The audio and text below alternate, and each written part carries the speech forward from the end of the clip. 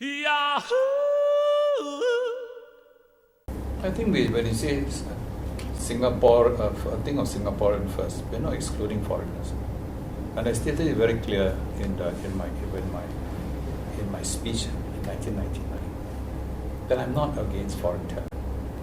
That we should welcome them, but the quality is important. The type of people we need to come into Singapore. You cannot just open the door so wide and let every Tom, Dick and Harry come in. That's my objection. No, I think we oversell the thing. That's the trouble. That's a danger. Sometimes we oversell policies, and that's not good. We want to do this, we just go ahead. We never think about the consequences. Or if we do think of consequences, we don't think the consequences are that severe. Because they don't realize that you bring in too many people, there's a lot of social problem accompanying it. My thinking is always, whenever we do anything, sometimes must sit back and consolidate your position first before you move another step forward. When you sit back and reflect and consolidate, there'll be less errors. Oh, that's the right move to do. I'm not going to say, look, I told you before, why you never listen to me? That is not mine, that's not me. If at the end of the day we realize that something can be changed, it's okay, we'll change it. We must think of our people first. So whatever programs that you are doing now, they get priority. That's all I asked. I wouldn't say I'm intimidated. I think that's because I've already been in the GE for 6 times. And I know how to work the system.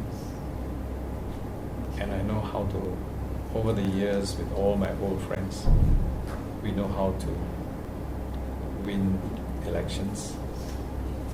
Yes, I think I wouldn't say intimidated. We feel that we are a little bit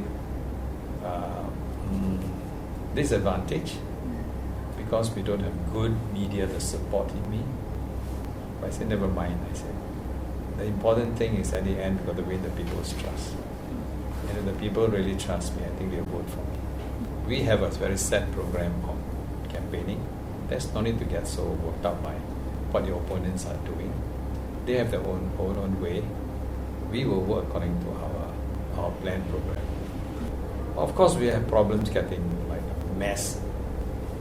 We need big numbers of people to help us to distribute our pamphlets, to go down with me to all the MRT stations.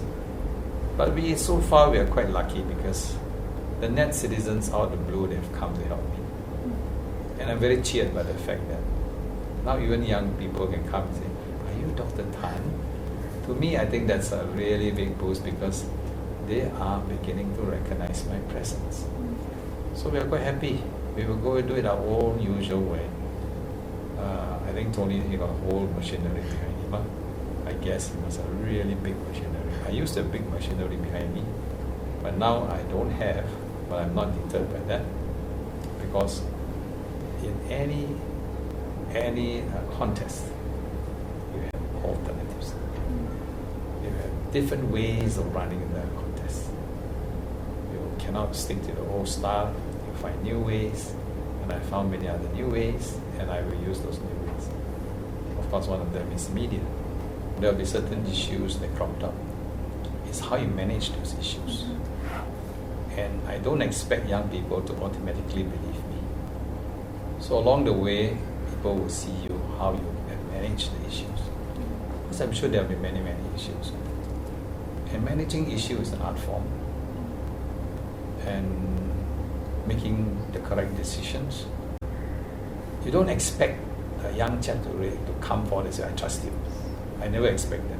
In my life, I never expect people to straight away, please trust me. I never do that. You have to judge me whether I'm independent enough through some of the issues that were cropped up, the new issues.